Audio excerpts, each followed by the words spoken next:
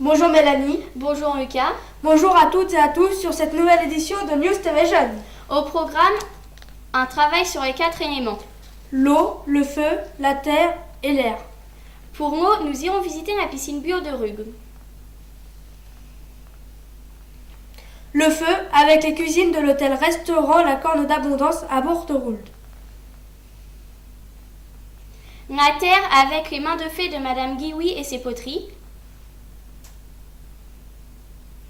Et enfin l'air, près de Pont-de-Mer avec Monsieur Crochet. Bon, c'est parti Lucas, t'es prêt? Eh bien écoute, oui Mélanie, allons-y. Eh bien, allons du côté de l'eau faire un petit saut dans la piscine de Rugue. Mais attention, pas n'importe quelle piscine, une piscine bio. En effet, ouverte en juillet 2013, cette piscine est très différente des autres.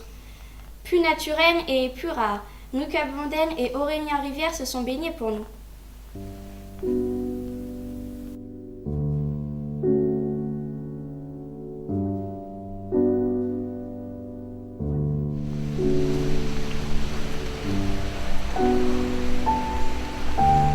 Bonjour les enfants. Bienvenue à la piscine biologique cantonale de Rugle. Vous venez avec moi? Nous voici à Rugle, petit village de 2424 habitants du département de l'Eure. Ici, on peut trouver la première piscine biologie de Haute-Normandie. Il n'en existe qu'une dizaine en France. Cette piscine utilise un système de filtration particulier puisque celle-ci se fait par les plantes. Le bassin de Rugue étonne et ravit les baigneurs grâce à son eau d'une température très agréable et un cadre naturel.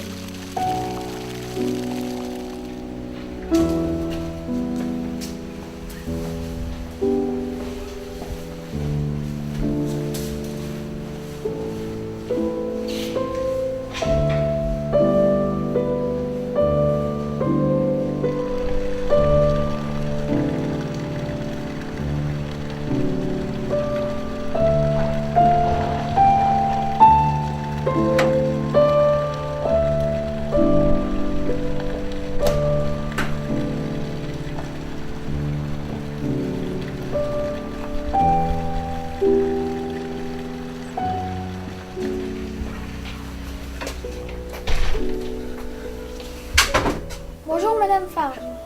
D'où vient l'idée de construire une piscine biologique dans cette petite commune rurale? On a décidé de construire une piscine biologique puisqu'il fallait qu'on réhabilite la piscine existante qui était vétuste et qui ne pouvait plus fonctionner dans l'état.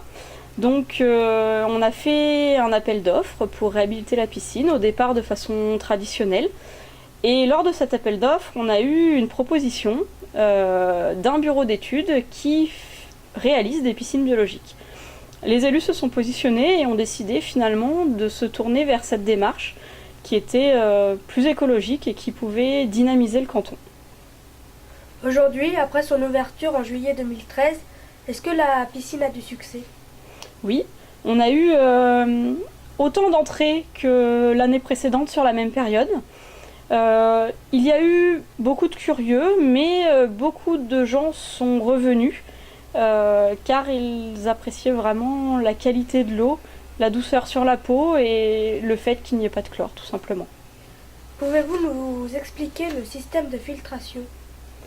Alors l'eau est aspirée dans les skimmers et est dirigée vers les pompes qu'on a vues en bas et sont infiltrées dans le filtre où il y a les plantes. Elles passent du bas vers le haut et réinfiltrées vers les pompes et recrachées dans le bassin par des systèmes d'égée. Quelles plantes sont utilisées pour filtrer l'eau?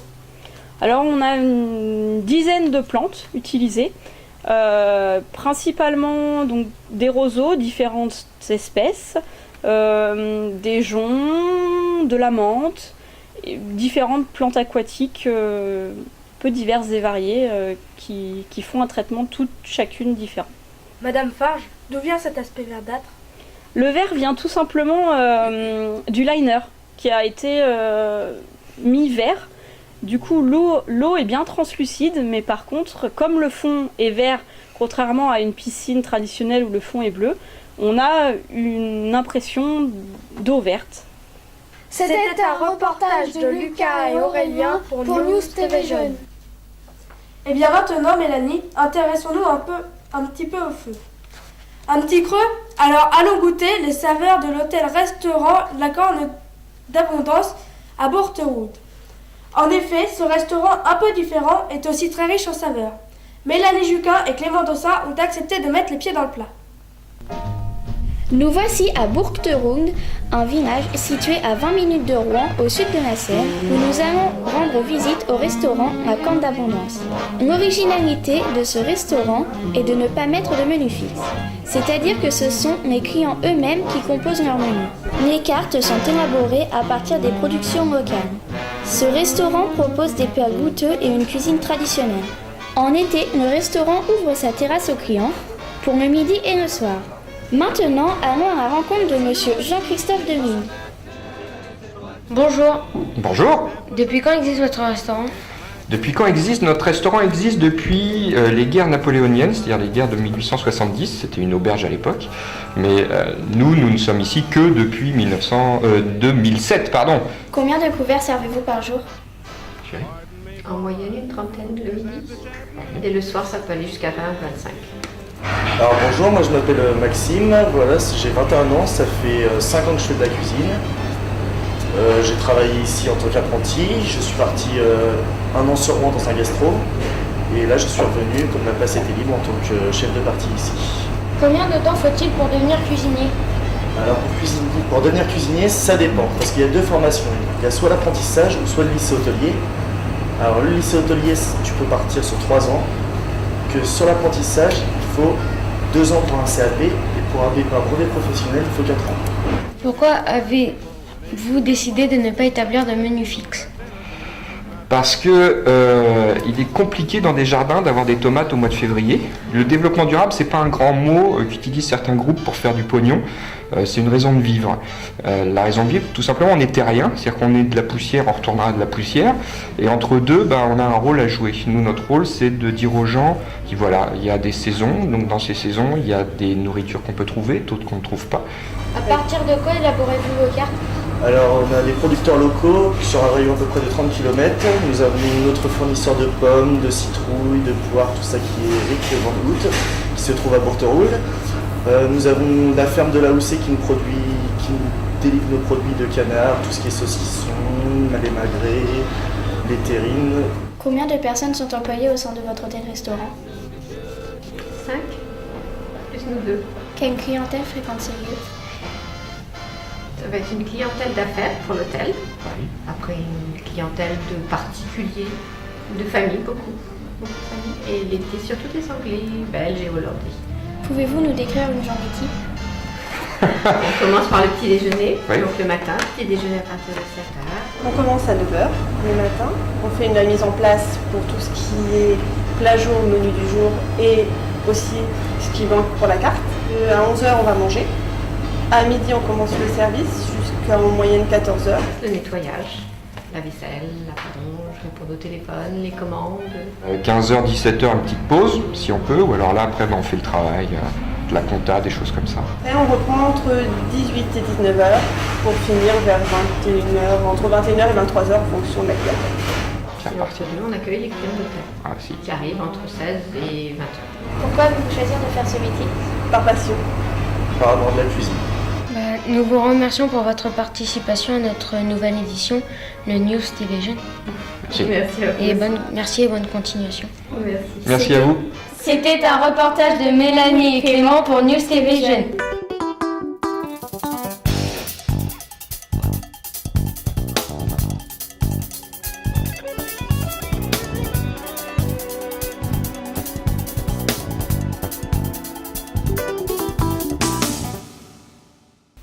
Et maintenant, Lucas, un peu de créativité à Bosc-Roger-en-Roumois avec Madame Guiwi et ses charmantes poteries.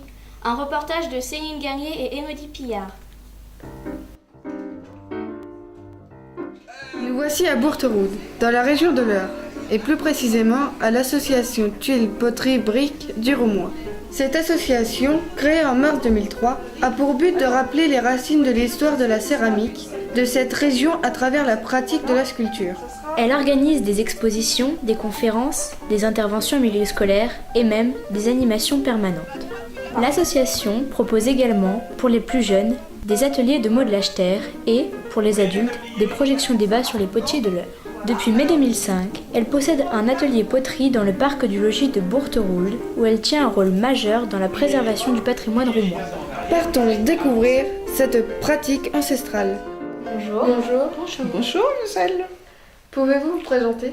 Donc, je suis Françoise Guillouis, la présidente de l'association. En fait, notre association, elle a été créée il y a maintenant une dizaine d'années dans le but de faire connaître, de porter à la connaissance du plus grand nombre l'histoire céramique du Roumois, qui est une histoire absolument exceptionnelle à cause d'une carrière d'argile que l'on a dans la forêt de la Londe et qui avait des propriétés tout à fait étonnantes. Moi, je suis Marie-Brigitte, je suis donc céramiste fraîchement sortie de l'école. J'ai fait un CAP de tournage et de décoration à Bolbec. Quelle matière utilisez-vous pour vos créations ? Alors, on va être très scientifique. L'argile, c'est un silicate d'alumine hydraté. Et en fait, c'est le matériau qui se fabrique tous les jours dans les estuaires et par le vent. C'est-à-dire que l'argile, c'est le résultat de la décomposition de toutes les roches que l'on a sur le globe. C'est donc en fait un matériau tout ce qu'il y a de plus durable, puisque même si on prélève de l'argile, il s'en fabrique tous les jours naturellement. Considérez-vous la poterie comme s'inscrivant dans le domaine artistique ? C'est-à-dire qu'il y a deux aspects dans ce métier. Historiquement, la poterie, c'était avant tout utilitaire, c'était un besoin. Le potier faisait de la vaisselle pour les paysans, pour les gens modestes. Il y a eu la révolution industrielle et on a fabriqué ces poteries, cette vaisselle dans des usines. Et donc après, il y a eu une forme de renaissance du métier. Il fallait arriver à trouver des débouchés. Et là, ça a été le touriste. Et puis, il y a aussi le véritable artiste qui, lui, quasiment fait de la sculpture. Qu'est-ce qui vous plaît particulièrement dans votre savoir-faire ? Moi, c'est de transmettre. Voilà. Transmettre ce que j'ai appris, parce que c'est quelque chose de très agréable. Est-ce pour cela que vous avez décidé de refaire les mêmes gestes au quotidien ? Je sais faire, mais c'est vrai que mon plus grand plaisir, c'est de transmettre. Quand je dis le but de notre asso, c'est de faire connaître au plus grand monde qu'il y a eu des choses extraordinaires qui se sont faites sur le Roumois. Donc, c'est pas vraiment fabriquer. Pour nous, mais c'est surtout apprendre aux autres à fabriquer et apprendre aux autres l'histoire locale. Avez-vous d'autres projets pour votre association ? Alors logiquement, normalement, on devrait pouvoir ouvrir une maison de la terre, sorte de musée où on aurait à la fois l'histoire locale, on aurait notre atelier, on pourrait continuer nos circuits régulièrement, accueillir des touristes et puis bien sûr intervenir dans les écoles et tout ça. Donc voilà, c'est notre but. Bien, merci de nous avoir écoutés et d'avoir répondu à nos questions. Merci à vous. Merci. C'était un reportage de Céline et Elodie pour News TV Jeunes. À présent, chère Mélanie, nous voilà dans les nuages, au-dessus de la ville de Manneville-sur-Risle, grâce à M. Christian Crochet et à sa passion pour l'aéromodélisme. Lucas Ailou et Clément Dossin se sont sentis pousser des ailes, rien que pour nous, Mélanie, rien que pour nous. Bonjour, je suis Christian. Je vous invite au club.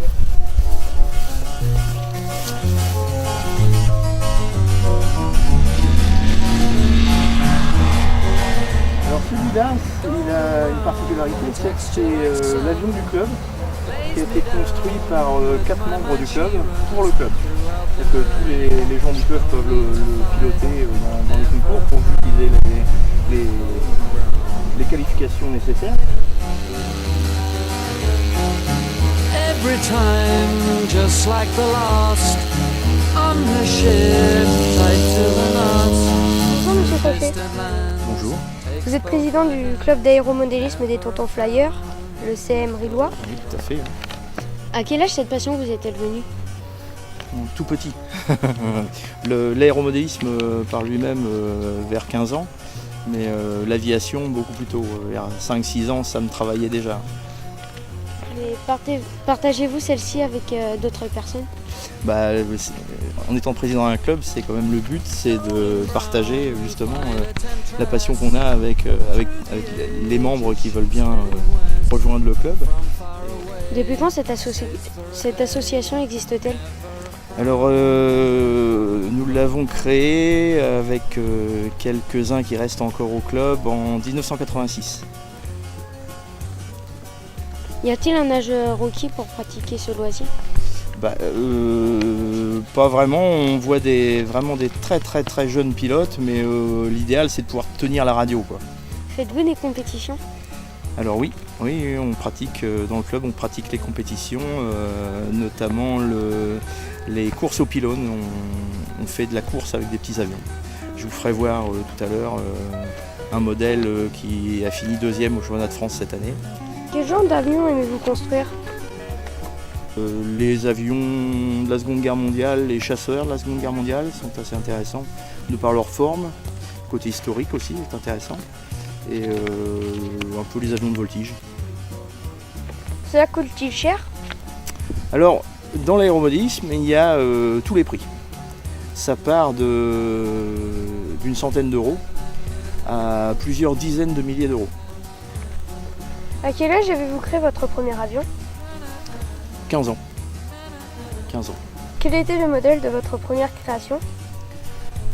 Alors mon premier modèle réduit volant, c'était un kit que j'avais acheté, j'avais dû avoir ça à Paris je crois.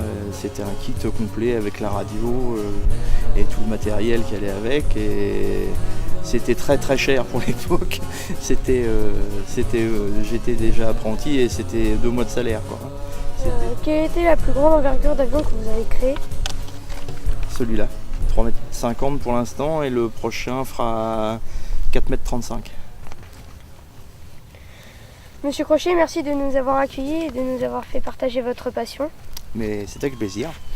C'était un reportage de Lucas et Clément pour News TV Jeunes. Eh bien Lucas, cette émission arrive à sa fin. Oui, je crois bien aussi Mélanie. Nous remercions tous les jeunes qui ont participé à cette émission, ainsi que les intervenants et la communauté de communes de Tiberville, puis nos Pôle Enfance Jeunesse. À l'année prochaine pour une nouvelle édition de News TV Jeunes.